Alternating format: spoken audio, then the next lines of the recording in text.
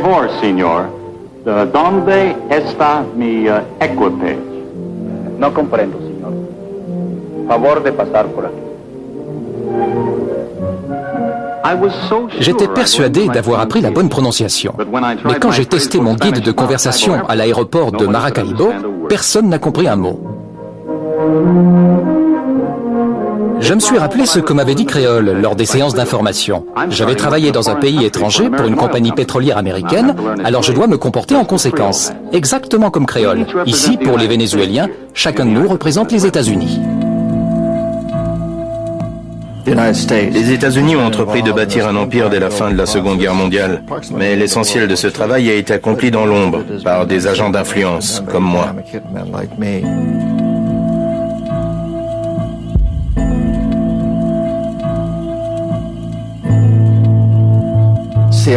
Les agents de la CIA ne se présentent pas comme des barbouzes ou des espions, encore moins comme des agents de la CIA. Ce sont des attachés commerciaux ou des conseillers politiques auprès de l'ambassade des États-Unis.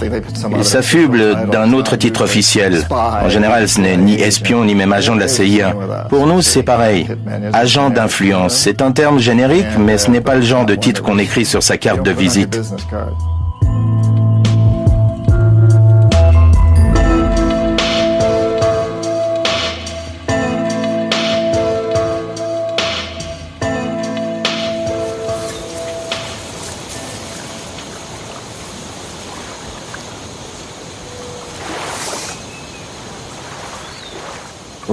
J'avais peur. Je savais que j'aurais affaire à forte partie. J'avais vu les chacals à l'œuvre. La même question revenait toujours. Et si ça m'arrivait à moi? Je ne sais pas combien de temps il me reste à vivre. Peut-être 20 jours, peut-être 20 ans. Il fallait que je raconte cette histoire.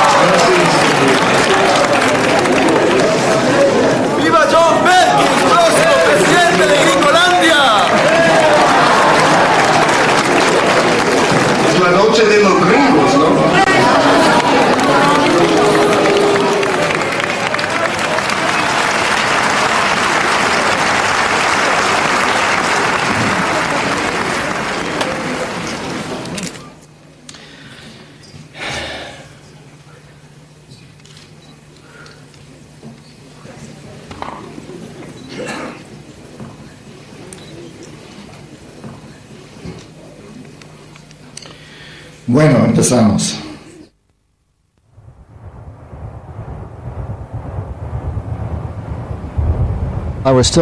J'étais encore étudiant lorsque j'ai été recruté par l'Agence de sécurité nationale, la plus grande agence de renseignement des États-Unis, sûrement la plus secrète aussi. On m'a fait passer une série de tests de personnalité, détecteurs de mensonges, et on a décrété que j'avais le potentiel nécessaire pour devenir agent d'influence. Puis on m'a fait comprendre que je ne devais même pas songer à faire ce métier, ni même à accepter mon premier poste, si je n'étais pas certain de poursuivre dans cette voie. Parce que, comme on me l'a dit, une fois qu'on y est, c'est pour la vie.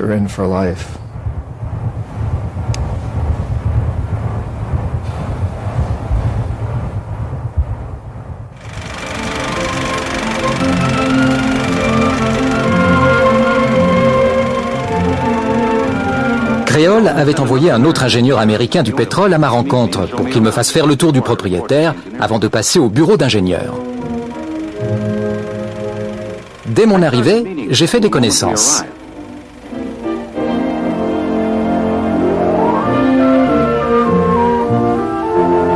Je me suis tout d'abord arrêté au service administratif, puis je suis allé dans mon bureau. Nous, les agents d'influence, nous avions différentes méthodes de travail. La plus courante consistait à jeter notre dévolu sur un pays du tiers-monde disposant de ressources convoitées par nos entreprises, le pétrole par exemple.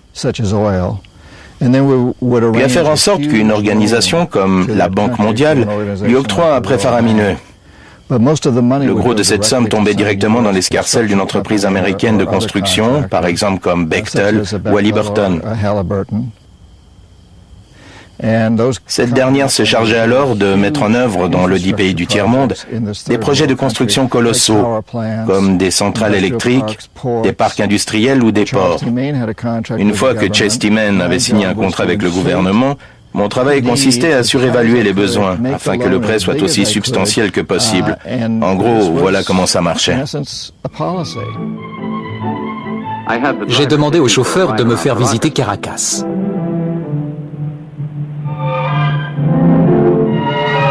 J'ai visité l'est de la ville, les nouveaux quartiers, là où il y a 10 ans, il n'y avait que des plantations de café et de canne à sucre.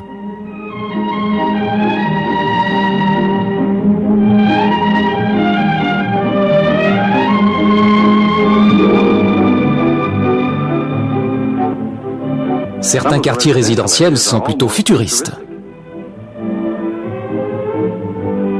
D'autres, en revanche, sont si calmes et si tranquilles qu'on se croirait dans un autre monde. La cité universitaire est l'un des hauts lieux de Caracas. Encore un exemple de la prospérité dont jouit le Venezuela grâce au pétrole. Le pays se retrouve pris au piège de la dette. Une dette si énorme qu'il est dans l'impossibilité de rembourser. C'est alors que nous, les agents d'influence, nous retournons dans le pays pour dire « Écoutez, puisque vous ne pouvez pas rembourser votre emprunt, rendez-nous service. Votez favorablement lors du prochain vote important à l'ONU, ou envoyez-nous des troupes en renfort en Irak. Ou mieux encore, vendez-nous votre pétrole pour une bouchée de pain, ou votre main-d'œuvre, ou toute autre ressource susceptible de nous intéresser. » Le système de l'emprunt pour le développement est simple. Vous empruntez de l'argent à la Banque mondiale, puis vous investissez dans cet extraordinaire barrage ou dans cette politique géniale en faveur de la croissance économique, ce qui doit vous permettre de rembourser aisément votre emprunt, voire plus. C'est donc un excellent investissement. Mais bien entendu, les choses ne sont pas aussi simples. De nombreuses régions du monde sont en perte de vitesse. Prenez l'Afrique subsaharienne par exemple, ou une bonne partie de l'Amérique latine. Elles ont perdu 2 décennies. À bien des égards, 50% à 60% de la population de la plupart des pays d'Amérique latine est toujours aussi pauvre qu'avant, pour ne pas dire plus.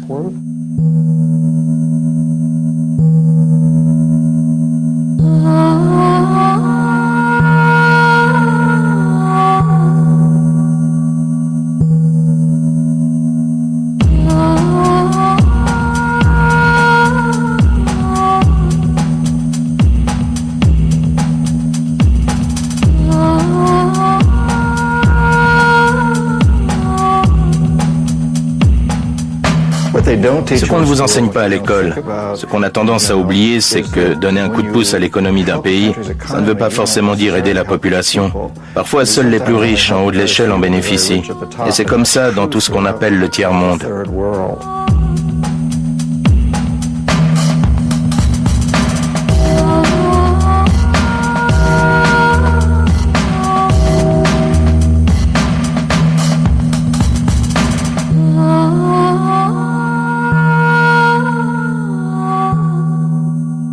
Identificamos un país que tiene recursos nuestras corporaciones desean. Por ejemplo, en los 70s identificamos a Ecuador como un país lleno de petróleo. Yo le pregunto al arrepentido, si a un gángster, a un sicario de la CIA, tiene conciencia y por lo tanto tiene credibilidad como para convencer de su arrepentimiento.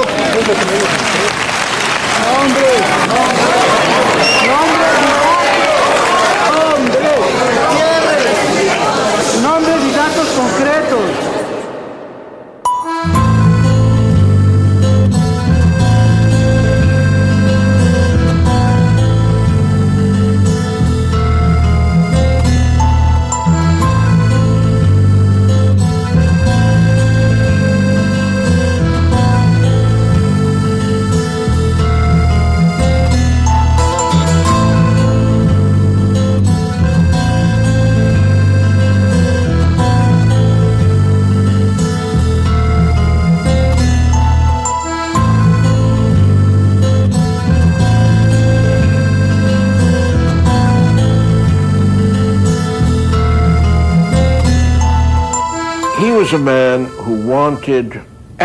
Jaime Roldós voulait que l'Équateur s'en sorte tout seul, Il voulait empêcher les compagnies pétrolières américaines d'aller polluer les terres des autochtones.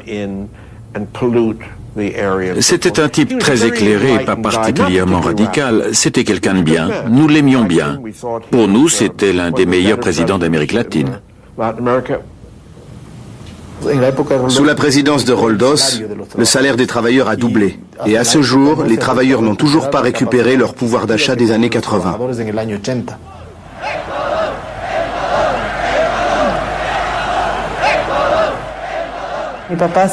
On demandait souvent à mon père s'il voulait qu'on se souvienne de lui comme d'un grand président ou d'un homme brillant, car c'était un homme brillant, extrêmement intelligent.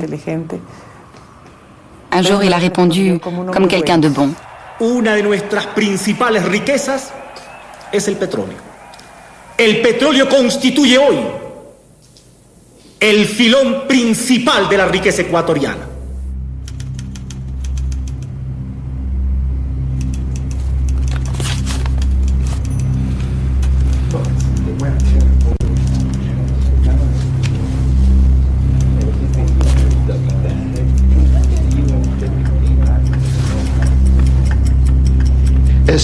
Dès que l'un de ses présidents est élu, il reçoit la visite de l'agent d'influence.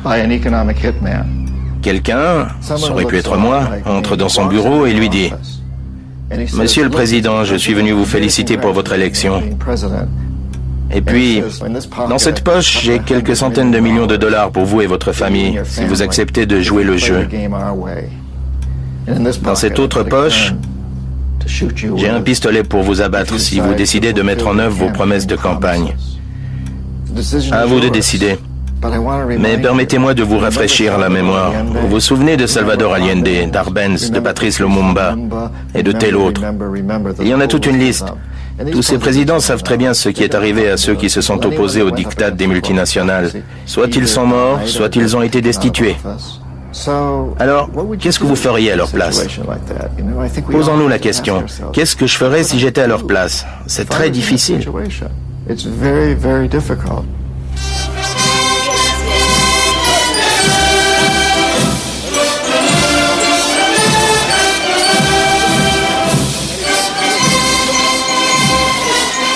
Seguiremos defendiendo, como hemos defendido, la no intervención y la libre determinación de los pueblos. Y saludamos con beneplácito los avances democráticos que hacen los pueblos del mundo. Procuramos una América Latina más unida, más fuerte y más solidaria. Lorsque les agents d'influence échouent, on passe à l'étape suivante, celle des chacals. Les chacals, ce sont les tueurs de la CIA qui interviennent pour tenter de fomenter un coup d'État, une révolution. Si ça ne marche pas, ils assassinent, ou du moins ils essaient. Nuestra gran pasión es y debe ser el Ecuador. Nuestra gran pasión, oídeme, es y debe ser el Ecuador. ¡Viva la patria!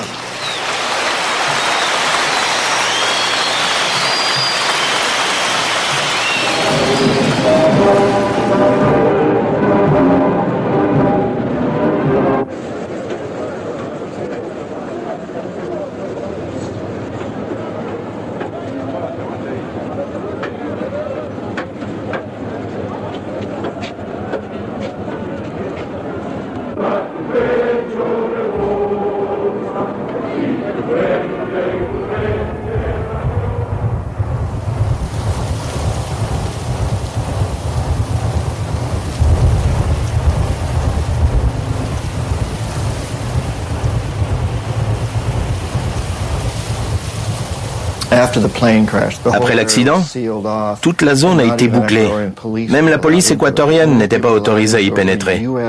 Les seuls autorisés à y entrer, c'était le personnel militaire américain et quelques militaires équatoriens de haut rang. La police locale n'y avait pas accès. Plusieurs témoins clés qui s'apprêtaient à témoigner lors des audiences et à dire qu'il s'agissait bel et bien d'un assassinat sont morts dans des accidents de la route en Équateur. C'étaient des Équatoriens.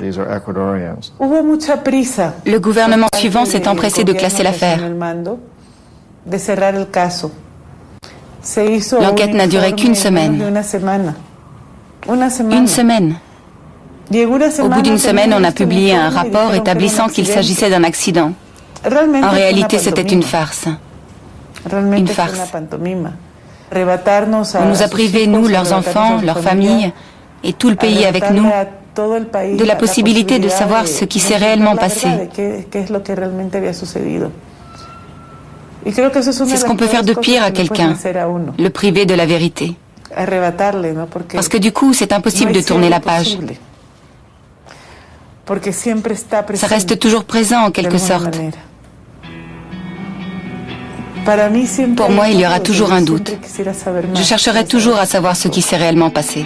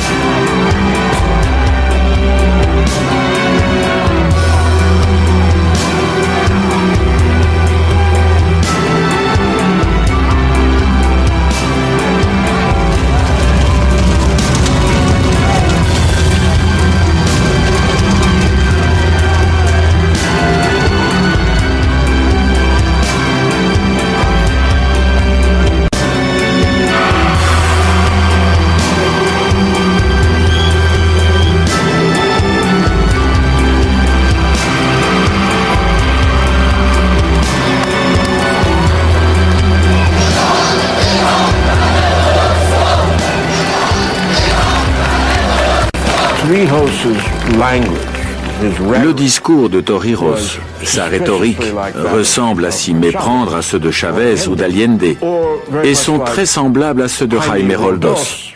Sauf que lui, il réclamait un traité sur le canal. Il exigeait que le canal revienne en main panaméenne et que la souveraineté du Panama soit respectée. En gros, il a dit non aux États-Unis. Il leur a dit, nous n'allons plus faire les choses à votre manière. Ce canal appartient au peuple panaméen, il coupe notre pays en deux, nous voulons le récupérer. Rien de plus normal. En disant cela, il a fait la fierté des Panaméens, qui ont changé du tout au tout. Il leur a remonté le moral.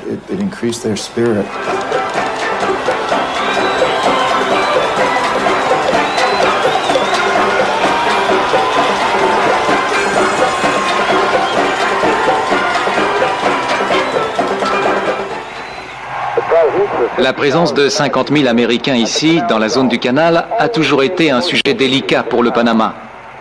Torrijos a exigé, sans encore tenter de l'imposer, la souveraineté panaméenne sur la zone. Il a déclaré « Si nous devons mourir, nous mourrons pour libérer notre pays ». On m'a envoyé au Panama pour convaincre Torrijos, pour le rallier à notre cause. Il a refusé. Il me l'a dit en toute franchise. Je sais très bien que si j'accepte, je deviendrai très riche, mais ce n'est pas ça qui m'intéresse. Je veux aider les pauvres de mon pays.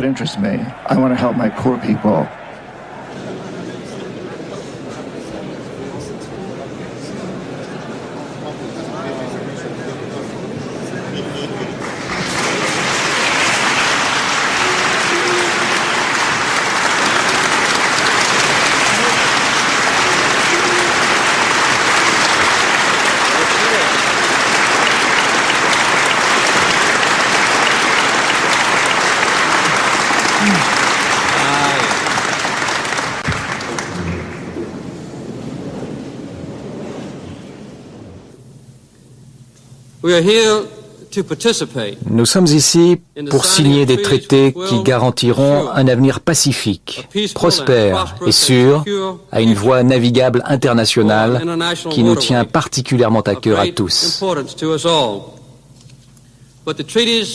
Mais ces traités font bien plus que cela. Ils démontrent la conviction des États-Unis que seule l'équité et non la force devrait animer nos discussions avec les nations du monde.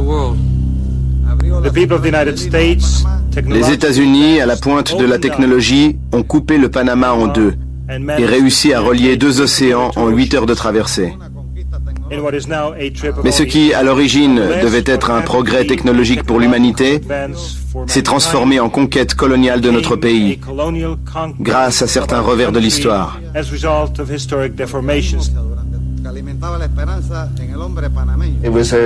C'était une terrible corvée pour moi. Je savais que si je n'arrivais pas à le corrompre, je ne voulais pas vraiment corrompre Torrijos, parce que j'admirais son courage et son honnêteté, sa détermination à aider les pauvres de son pays. Je l'admirais pour ça. Mais par ailleurs, c'était mon boulot de le corrompre. J'avais l'impression que si je n'y arrivais pas, les chacals interviendraient et qu'il lui arriverait quelque chose de bien pire. Ma présence ici, en compagnie des dirigeants et des hommes d'État de tout l'hémisphère, marque la fin de nombreuses batailles menées par des générations de patriotes panaméens.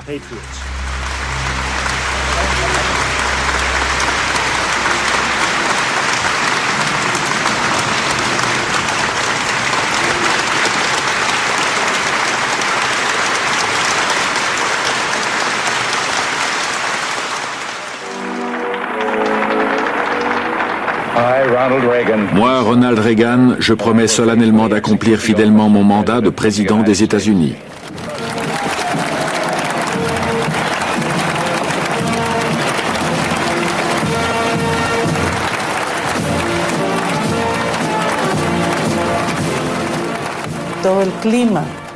Le climat politique a changé en Amérique latine. Carter était proche de nous. Il a fait régner un climat de démocratie, mais pas Ronald Reagan.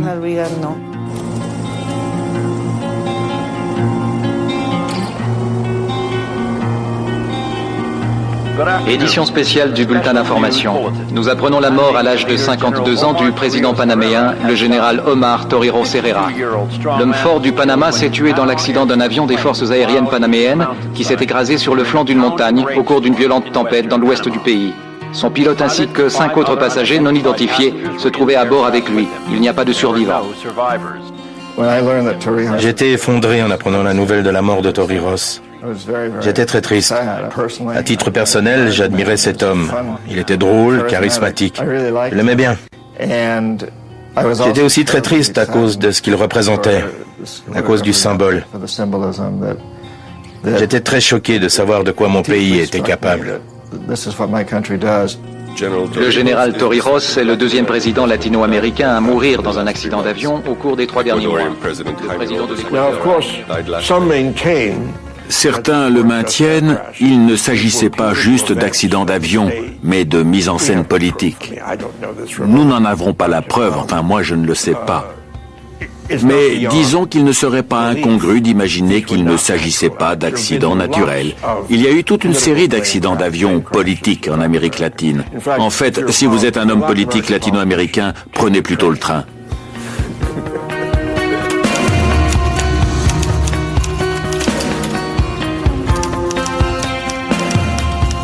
Dès le début, mon travail d'agent d'influence m'a donné mauvaise conscience.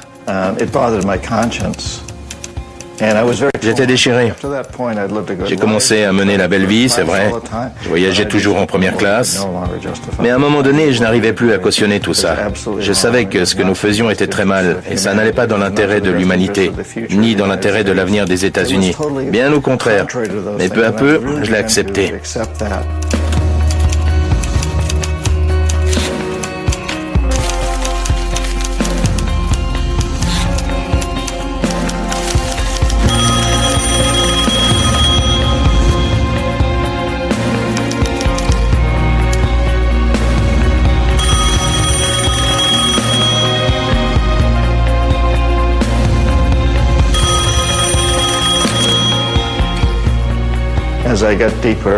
Par la suite, on a tenté de m'acheter.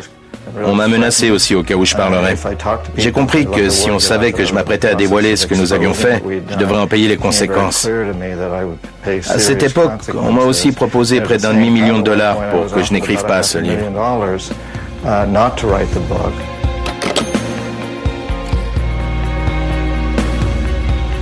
J'ai donc succombé à ce cocktail de pots de vin et de menaces.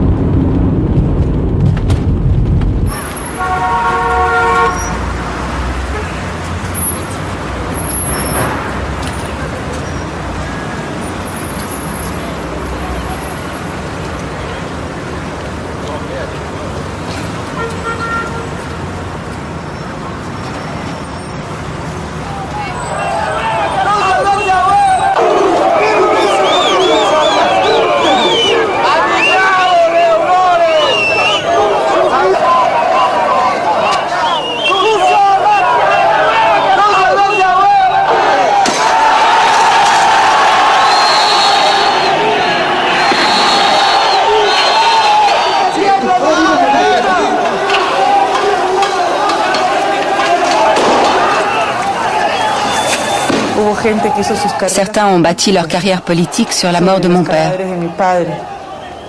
Ils ont mis les cadavres au placard au nom de la bonne gouvernance, à tel point que nous sommes devenus un pays ingouvernable depuis quelques années.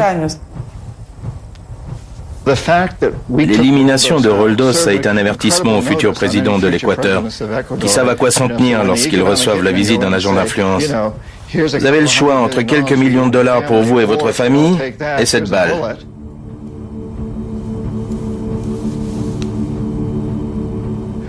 Ils sont tentés de dire « D'accord, j'accepte. Je pourrais peut-être faire quelque chose de bien tout en m'enrichissant moi et ma famille. Et personne ne fera mieux que moi. »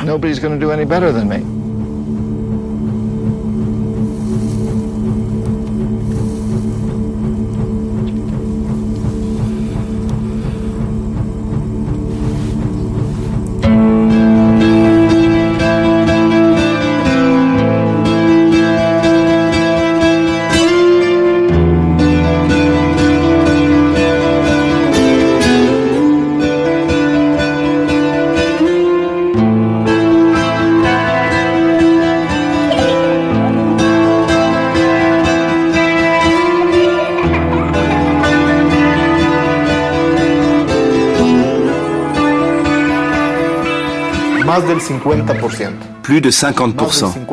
Plus de 50% du budget servait à couvrir la dette extérieure. Pendant cette période, ça a été une véritable épée de Damoclès.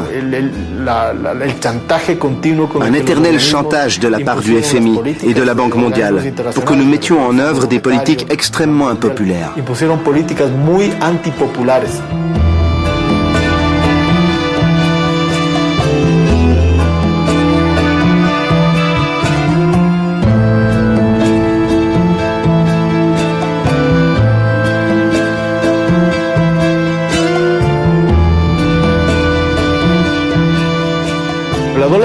La dollarisation a été un véritable hold-up, une vaste escroquerie à l'échelon national.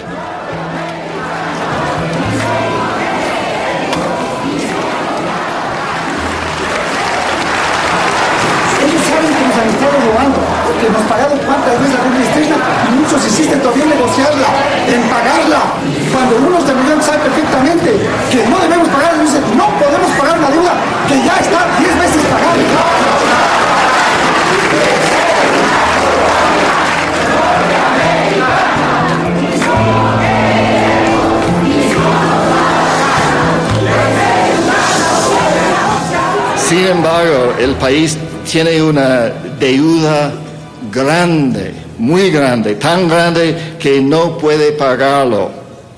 Esto es una parte del plan. Esto es lo que pasó en Irak.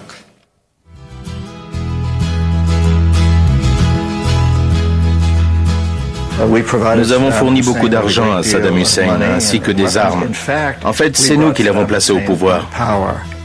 Nous lui avons avancé des milliards de dollars. Nous lui avons construit des usines chimiques, tout en sachant que ces usines servaient à produire des armes chimiques qui seraient utilisées contre les Kurdes et les Iraniens. Pourtant, nous avons continué à le soutenir. Les agents d'influence sont allés le voir pour essayer de le convaincre d'accepter un marché semblable à celui que nous avions conclu avec les Saoudiens. Un des signes qui montrait que la relation ne fonctionnait pas avec Saddam Hussein, c'est quand Bechtel a essayé de faire construire un pipeline afin d'acheminer le pétrole irakien depuis le port d'Aqaba en Jordanie. Bechtel a construit l'oléoduc et Saddam Hussein a dit non. Et le fait qu'il ait dit non à cet énorme contrat démontrait bien que ce type n'allait pas coopérer comme nous le voulions. S'il avait accepté le marché, il serait toujours président, mais il a refusé. Je ne sais pas exactement pourquoi. Peut-être juste parce qu'il était têtu ou fou. Je ne sais pas pourquoi il a refusé, mais c'est comme ça. Alors nous lui avons envoyé les chacals.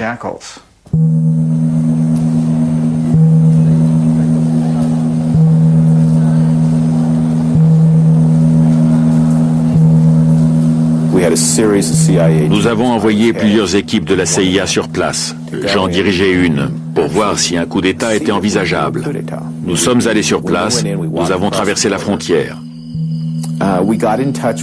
Nous avons pris contact avec des officiers militaires en janvier 1995, qui nous ont dit que oui, un coup d'État était envisageable. Le projet s'est concrétisé.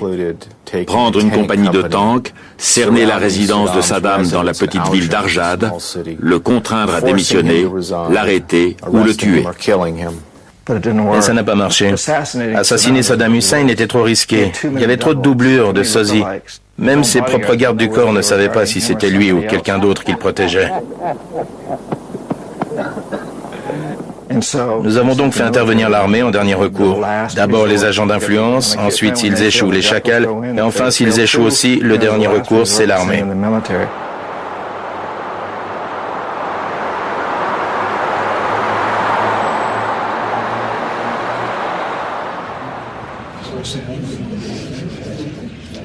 Monsieur le Président, chers membres du comité, les femmes et les hommes d'exception qui portent l'uniforme de l'armée des États-Unis ont déjà accompli de grandes choses en Irak.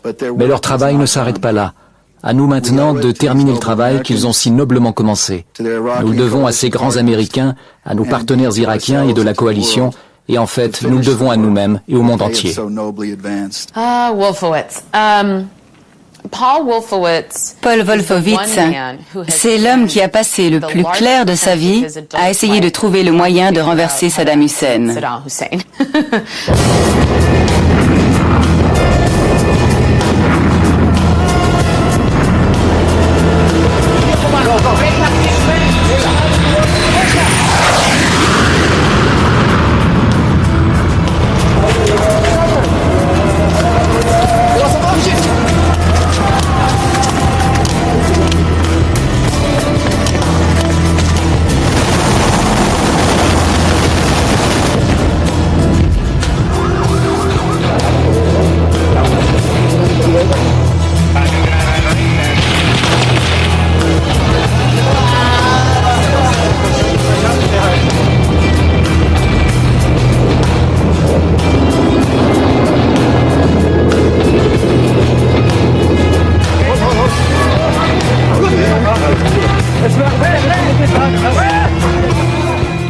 Nous avons donc envoyé l'armée et nous nous en sommes bel et bien débarrassés.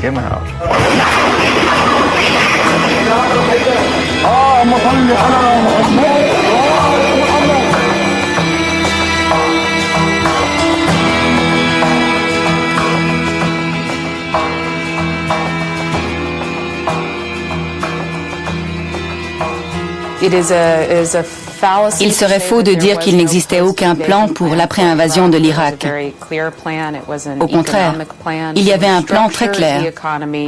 Rétablir l'économie pour garantir la transition d'une économie fermée aux entreprises étrangères vers une économie accueillant à bras ouverts ces mêmes entreprises.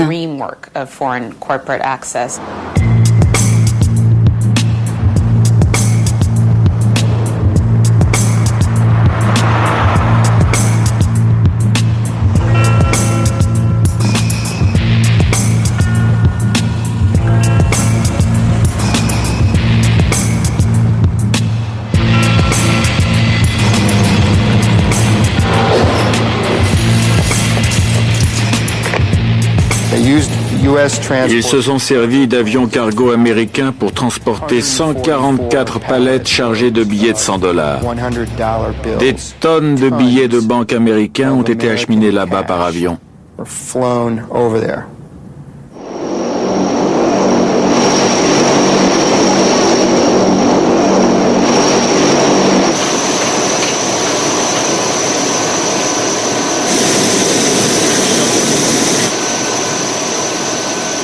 Comme son nom l'indique, l'argent du Fonds pour le développement de l'Irak devait servir l'économie irakienne. L'autorité provisoire de la coalition, c'est-à-dire le gouvernement souverain de l'Irak, s'est chargée d'administrer ces fonds pour le compte du peuple irakien. Nous les avons réinvestis dans des projets de reconstruction du pays pour aider le peuple. Telle était l'intention, le cas de figure idéal. En fait, le système a pris l'eau de toutes parts. Je revois encore ces 2 millions de dollars posés sur la table et ces 3 hauts responsables du gouvernement à Bagdad qui ne faisaient que de distribuer l'argent, rien d'autre que de distribuer l'argent à longueur de journée.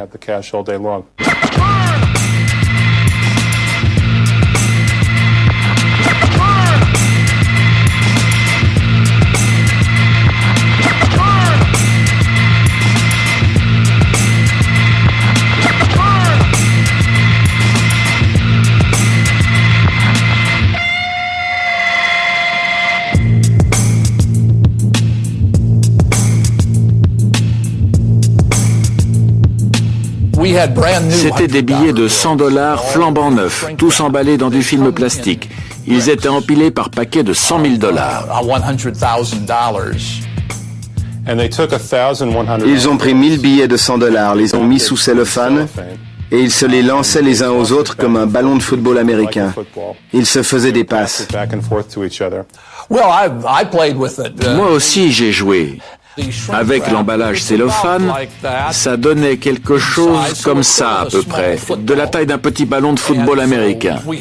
Nous étions dans notre bureau et nous nous amusions à nous faire des passes avec des paquets de $100 000, à les attraper, à marquer des points. Nous avons fait une mini-partie de football américain avec des billets de banque en attendant qu'on vienne les chercher.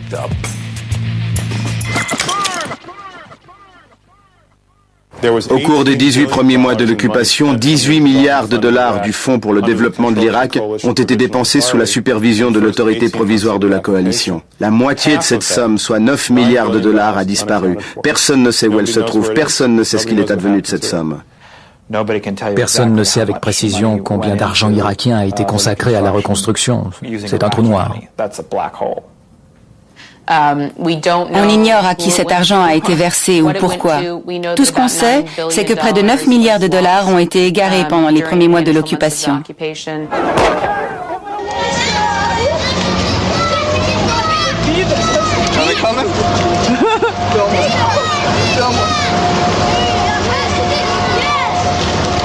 Tu les filmes? Tu veux de l'eau? Continue de courir, c'est bien.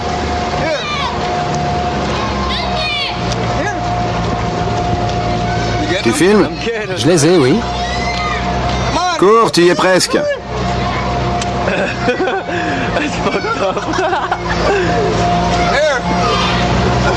Tu le vois? Je le vois, oui.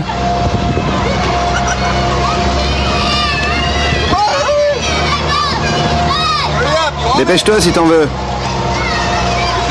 Il va courir pendant 3 kilomètres. Il s'arrêtera jamais.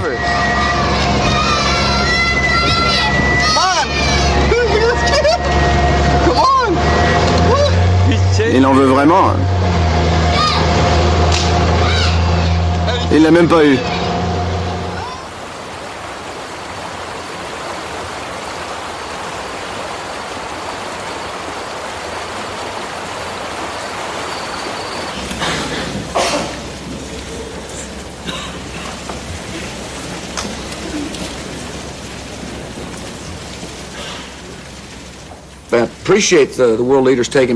J'ai beaucoup apprécié que les leaders du monde répondent à mes coups de fil quand j'ai voulu leur expliquer pourquoi je pensais que Paul ferait un excellent président de la Banque mondiale.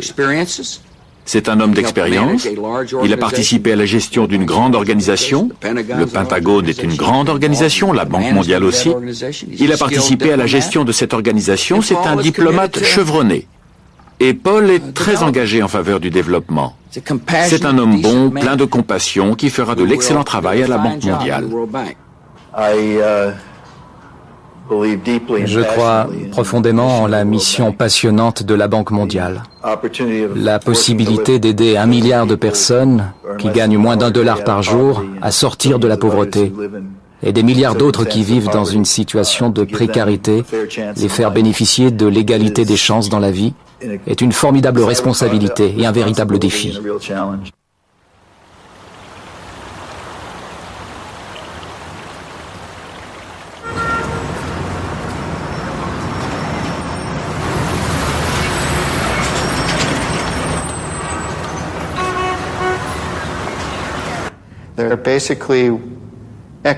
En fait, ce sont des hommes de main de la finance. Ils ont dilapidé 20 milliards de dollars du fonds destiné à l'Irak de façon totalement irresponsable. Et aujourd'hui, l'Irak affronte des difficultés financières et écroule sous les dettes. À mon avis, tout cela convient dans une certaine mesure au gouvernement américain, car pour que l'Irak obtienne un crédit et le soutien du FMI sous forme d'investissement, il doit remplir un certain nombre de conditions, dont l'une est la privatisation de son pétrole.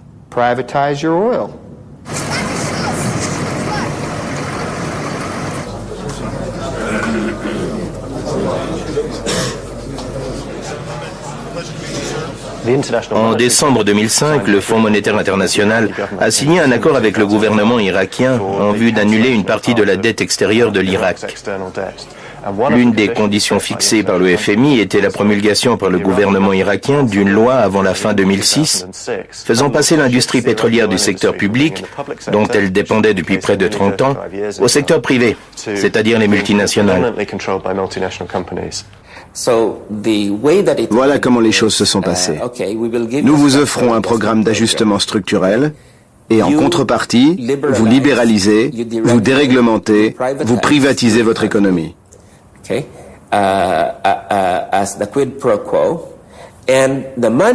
l'argent que nous vous donnons sera ensuite utilisé pour le remboursement de la dette auprès de nos banques commerciales. Certaines choses sont vraiment claires et nettes. Il est évident que notre objectif est la réduction de la pauvreté. Il est clair que notre objectif est de renforcer notre capacité à fournir des ressources utilisables afin de ne pas avoir à réduire les crédits. Je sais que l'année passée, nos crédits ont atteint des niveaux records, mais ils doivent encore augmenter, alors nous devons solliciter davantage nos bailleurs de fonds.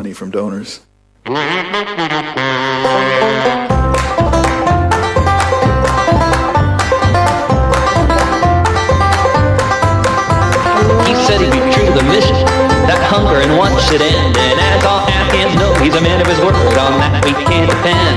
So be prepared for prosperity, it's coming to your door, cause there will be no poverty once we kill off all the poor. Last week he was bombing cities, now he's a financier. Pay your debts or say goodbye, all over with his ear. He'll lead us to freedom, and we will be so glad, just like those choppers in that market in downtown Baghdad. Last week he was bombing cities, now he's a financier. Pay your debts or say goodbye, all over with his ear.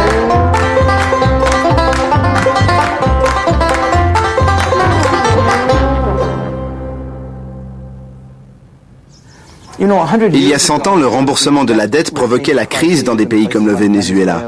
Les États-Unis, l'Allemagne et la France envoyaient leurs canonnières pour se faire rembourser. C'est donc une vieille histoire, sauf qu'aujourd'hui, c'est le FMI et la Banque mondiale qui prennent leur lait. Plus besoin d'envoyer les canonnières ou l'armée, il suffit de mandater le FMI et la Banque mondiale pour se faire rembourser. Bienvenue au Guatemala. Je suis très content d'être là. Aucune mafia au monde n'a autant d'influence.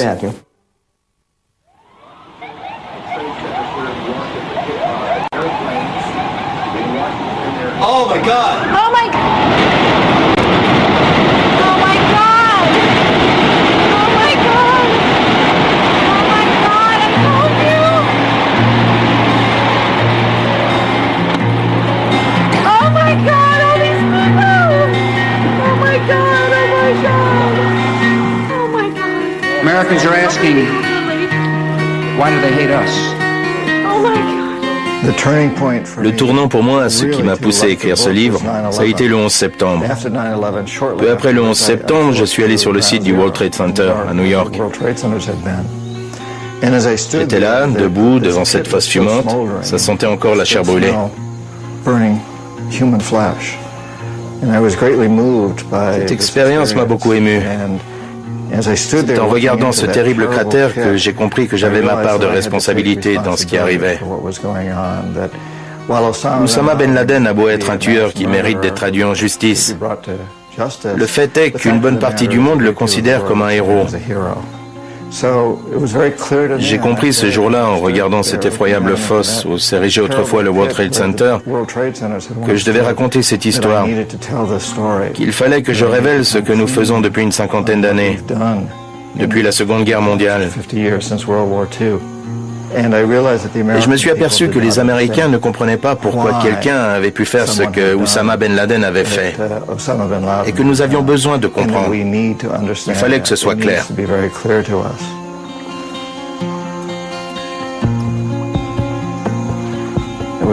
J'avais peur. Je savais que j'allais avoir affaire à forte partie. J'étais un agent d'influence, j'avais vu les chacals à l'œuvre. Alors j'étais très inquiet. J'étais inquiet pour mon intégrité physique aussi, et celle de ma famille. Je ne sais pas combien de temps il me reste à vivre. Peut-être 20 jours, peut-être 20 ans, mais guère plus. Dans 20 ans, j'aurai 80 ans. Je vivrai peut-être encore un peu, mais il ne me reste plus beaucoup de temps en tant qu'écrivain, en tant que membre productif de la société.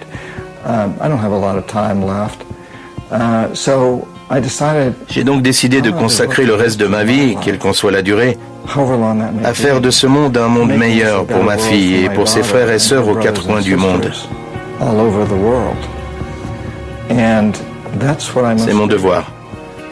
Alors quoi qu'il m'en coûte, je me dois d'écrire ce livre. C'est le premier pas à franchir.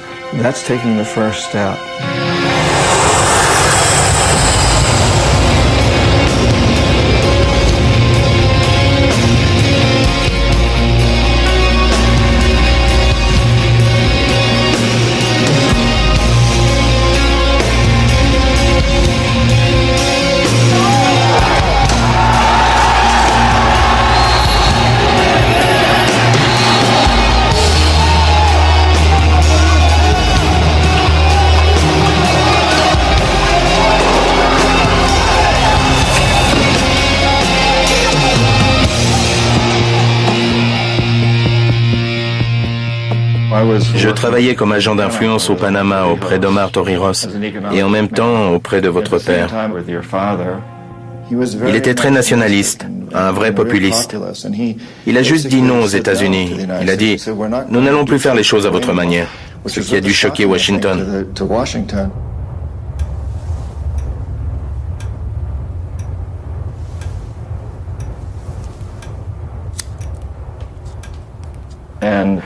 Ce qui me motivait, c'était que je voulais réussir avec Omar Torrijos et que je voulais réussir avec votre père, parce que dans mon esprit, ça revenait à sauver des vies. Quand ils sont morts pour nous, c'était la fin du monde. J'avais 17 ans. Ce qui s'est passé après, je m'en souviens, mais c'est flou.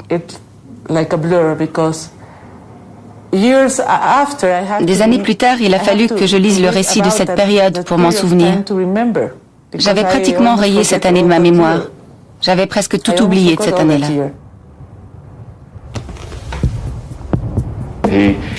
Il a dit que les ressources équatoriennes devaient servir à aider le peuple équatorien et pas à enrichir des entreprises étrangères.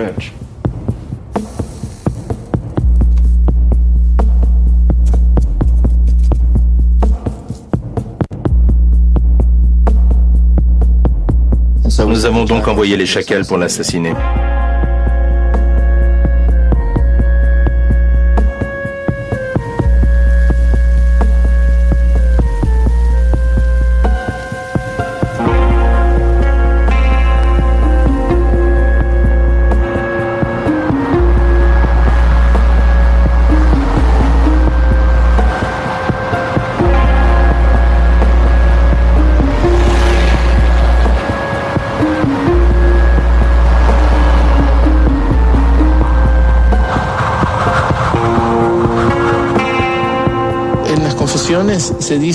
Dans votre livre, vous affirmez que dans le cas d'Omar Torrijos, il y avait un petit magnétophone à bord de l'avion qui contenait une bombe.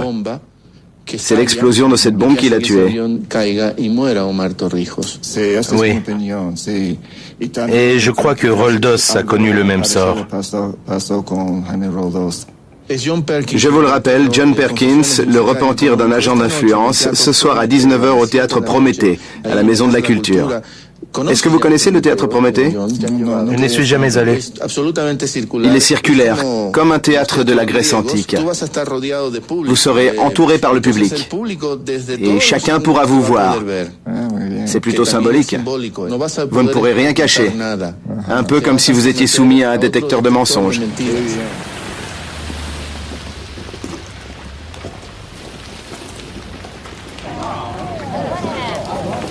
Llamar a la reflexión de que de pronto los países pequeños también somos dignos, de que hay una gran reserva moral en países pequeños como el Ecuador, de que hay una gran reserva moral en cada uno de nosotros y en presidentes como Roldós. Oyendo a estas palabras de Marta Roldós, me puso mucha emoción en mi corazón. Tengo que pensar un momento. Aquí en Quito cayó el imperio incaico. Aquí en Quito empezó la caída del imperio español. Y aquí en Quito, el Ecuador, caerá también el imperio norteamericano.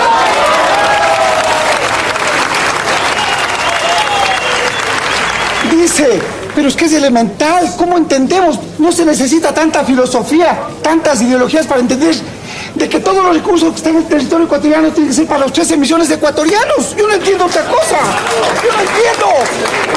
Y que no tiene, dice el señor Parkin, que no tiene que ser para las transnacionales, que ellos viven allá corrompiéndose. Por lo tanto, en esta asamblea que viene, compatriotas, a diferencia de la del 98 en la que se privatizó todo, todos los recursos naturales, la minería, el petróleo, el pueblo, le dejaremos solo y le tocará rendir cuentas a la historia.